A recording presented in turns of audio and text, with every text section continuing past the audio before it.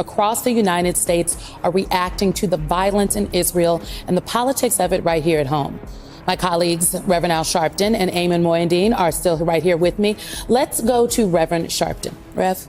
Thank you, Simone. Religious leaders are helping guide their congregations through all of this. Joining me now is Rabbi Rick Jacobs, president of the Union for Reform Judaism. Rabbi, your organization took issue with the views expressed by a pair of House progressives this week, Congresswoman Rashida Tlaib and Cori Bush, who made statements critical of the U.S. support of Israel, citing its policies toward the Palestinians and calling for that support to end. You're calling for retractions from those lawmakers. Can you expand on why you're taking that position and tell us if you've gotten any response? So thank you for the opportunity to respond. The truth is, what happened last weekend wasn't simply an escalation in violence.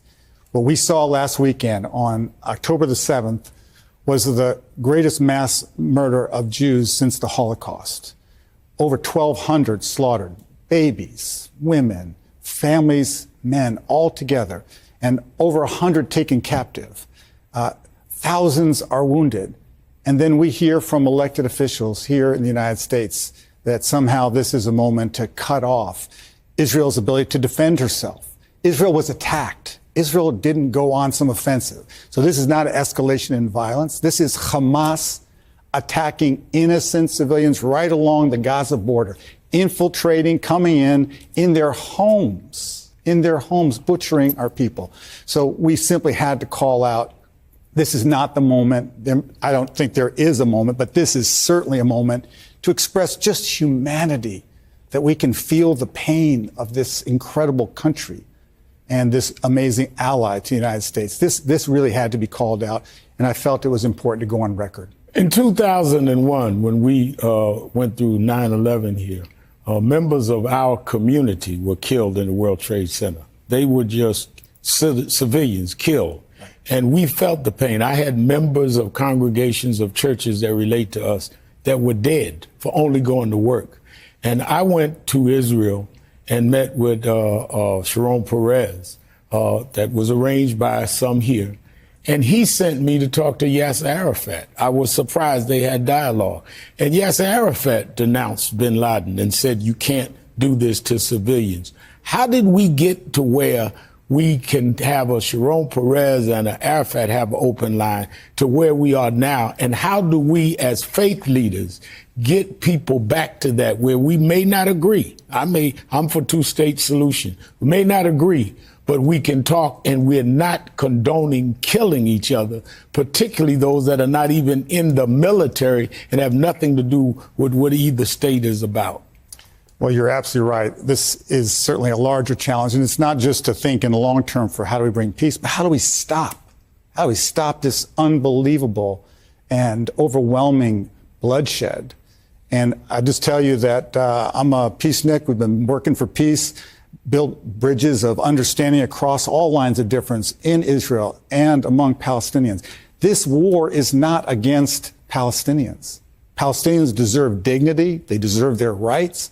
But what Hamas is doing is not fighting a liberation movement. They are fighting simply to wipe Israel off the map. There can't be a lack of clarity about that. This is not just an objection to an Israeli leader. It's not an objection to Israeli policy. I'm not crazy about the current Israeli government, but we don't have daylight when it comes to harming not only our civilians, but our littlest ones. Who are the people taking hostage? Some of our oldest, including Holocaust survivors, babies taken hostage. This is not something that will lead to peace, but we've got to stop the downward spiral. Long term, we have to build peace. But right now, we've got to defend our community. We've got to defend our people. You may also know that yesterday was called as a Hamas Day of Rage globally. All of our synagogues, all of our schools, every single Jewish institution was bracing all day yesterday for attacks. Because what is Hamas asking? They're not asking for protests. They're asking to harm us. So we're not even at home here in North America, here in the United States. This is a really acute problem. Obviously in Israel, it's the most acute. But I also will say it's acute in Gaza.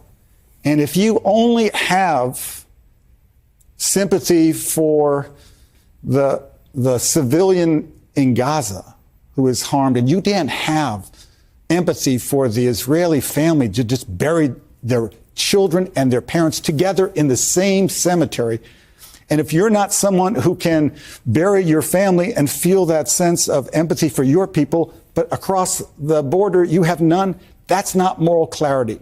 So this is a moment religious leaders of all kinds, have to be clear. Hamas initiated this war.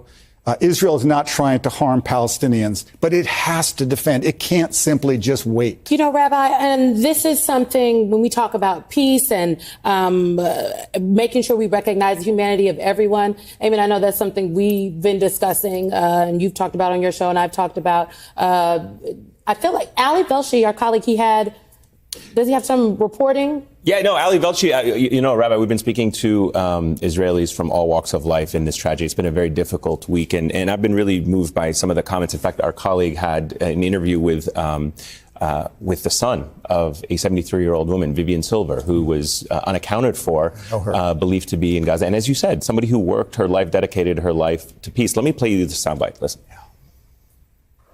She was obsessed with peace. Violence was always wrong in her mind. So she would say now, even though our whole communities are wiped out, all my friends lost, either I lost my friends or they lost their parents, or she would say we don't need more dead babies. We need to stop the violence now.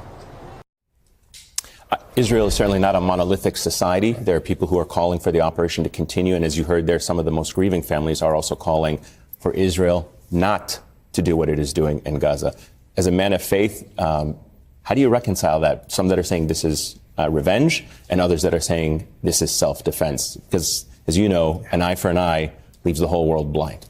Correct. And I would just say, this is not revenge. There's no justification for revenge. No matter how much we feel like we demand and want revenge, this has got to be about justice and protection and safety. That's what this is about. And if Israel doesn't push back, it will simply allow this kind of incursion and this kind of assault to happen again. This is existential for the state of Israel. You saw also the troops amassing on the northern border, two fronts to this.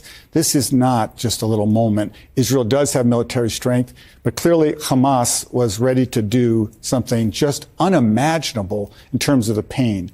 I would just also point out that as we think about, frankly, the assault on Gaza, and the Prime Minister asked yesterday for over 1 million Gazans to leave the northern section.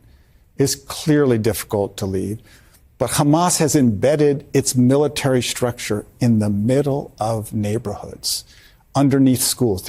They fired 5,000 rockets. Where do you keep 5,000 rockets? They have tunnels that go into Israel. This has to be uprooted. It's not a war against the Palestinian people.